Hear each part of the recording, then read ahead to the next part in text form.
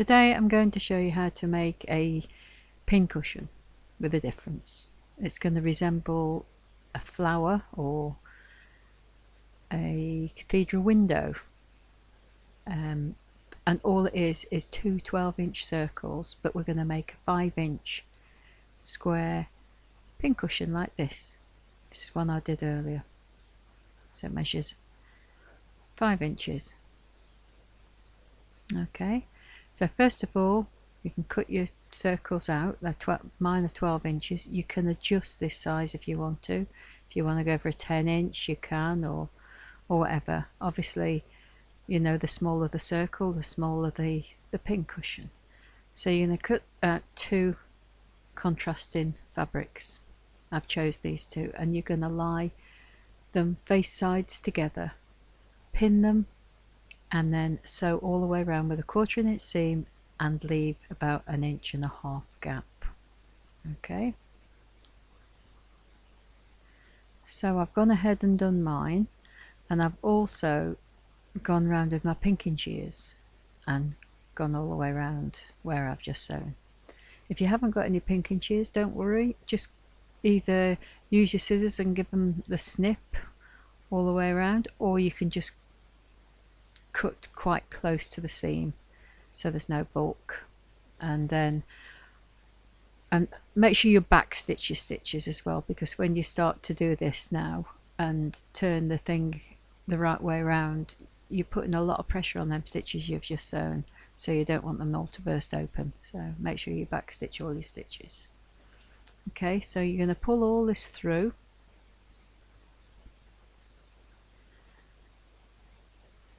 and then push it all out so it's a nice circle. I should be using my chopstick, so it's just a matter of pushing that through the hole when I can find it, and sweeping it all the way around the circle, and that'll push everything out, all the sides. Easy, just like that. Now I've gone ahead now, I've did that, I pressed it, and I've top stitched all the way around the edge, and that closes the gap, so it's completely sealed now. It's just a double-sided circle. Okay, so now you've got to decide which part you want your pretty or your plain on. I'm going to go with the opposite of what I've got here on this one. I've done the plain pieces coming out there. On this red one I'm doing, the pink one I'm doing now is going to be reversed, so I'm going to have the patterned on the petals, if you like. So just remember, you know, if you're going to do it with the pattern like I'm going to do, then you need to fold the patterned together in half, like so. If you're going to do it the other way, obviously you would have to turn it the other way. Okay, so make sure that all the edge of the circle matches all the way around, and then fold it again into a 1/4, again making sure that all the edges of the circle match up.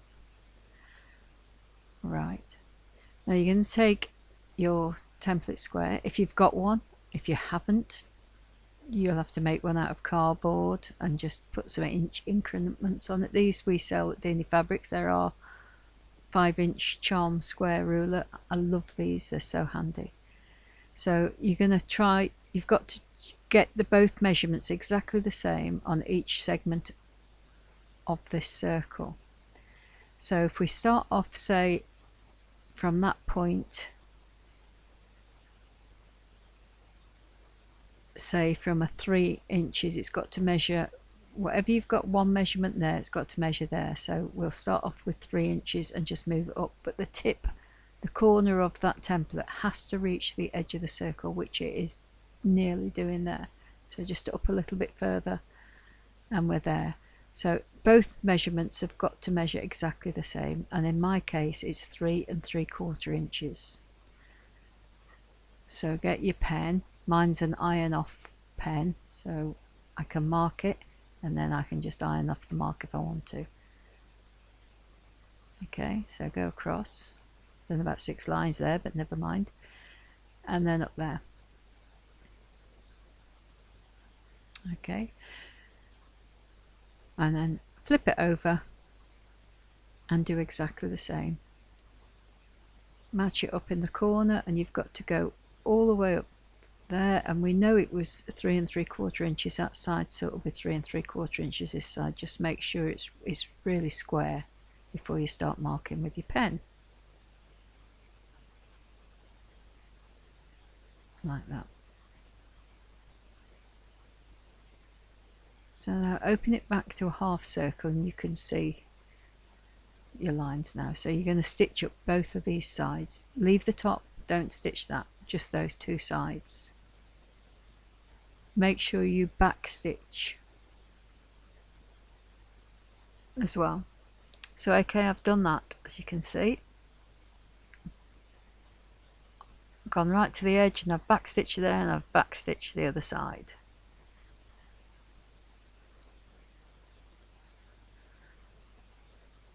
And I've left the other piece open, like I said. So now we open this, and we bring right sides together like that. So we're pinching the opposite sides, and we're making a square. Okay, so you'll find one of your marks, match up that circle on the top, the curve, and pop a peg in or a pin, and then sew down that line that was there before that you've pre-marked. Okay, just make sure it's all square before you stitch, and remember, back stitch everything. You don't want anything bursting open. Okay, so I'll go ahead and do that. So now I've got 3 lots that are sewn up and 1 lot open, and there's no mark on that one at all. So now we've got to mark this piece. Everything's all still nicely square. All the edge of the circle matches. So we've got 1 line of stitching already done, so we just need to do the other now. So just make sure it's still matching. Put your template square on, and we'll line that up, and it should measure 3 3/4 inches.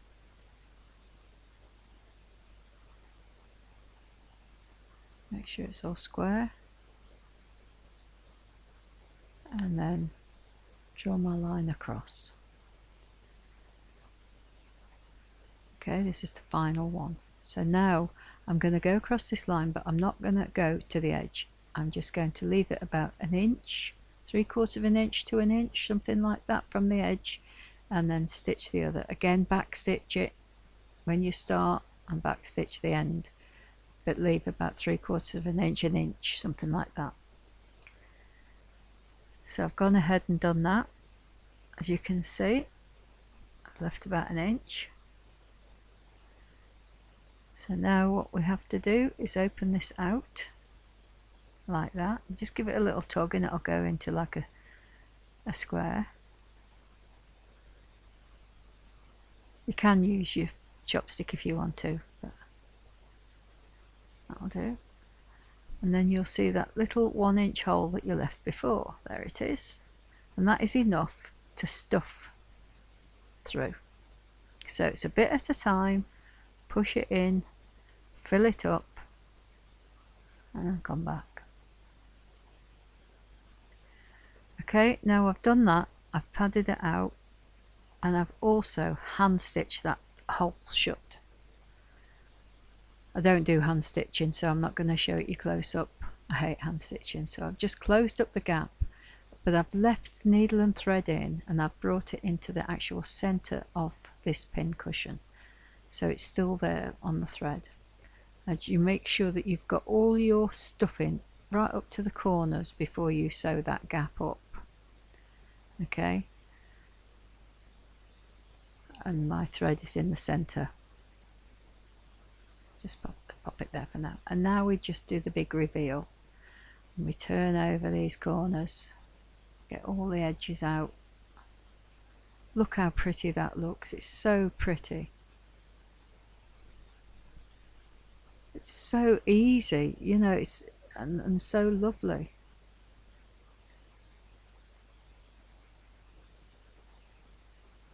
And just make sure you get all the edges out. And the final one.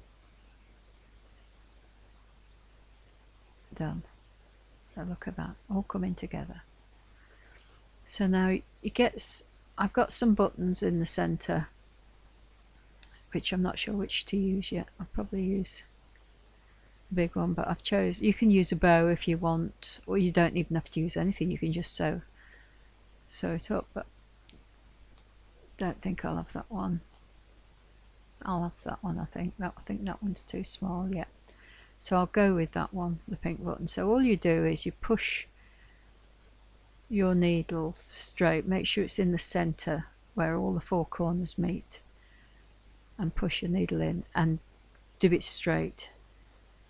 Have a cutting board underneath because you're just going to poke down straight. You don't want anything nice underneath there. Turn it over and poke it through. There it is. Pull it out and pull it. This is a double thread. So look at the gap between each hole on your button and then go the same gap from the other side, and it should match up as long as you go straight. So I've just gone the same gap as the button, and I'm just going to push it through with the aid of the mat underneath till it pops through. And there it goes. So pull it really tight so it scrunches up, so it's a bit of a dip in the middle, and away you go again. Should come through very close to where you've just stitched, and it has. I won't bore you with sewing it all in, but what I'm going to do now is attach another button the other side. Again, you can put a bow if you want, but I'm going to put that in and sew that on, but I won't bore you with me doing it. So it's basically just in and out and in and out, and then you tie off wherever you can, and that's it. How beautiful is that? So easy peasy, and yet really lovely and effective. What a lovely gift. Hope you enjoy making them.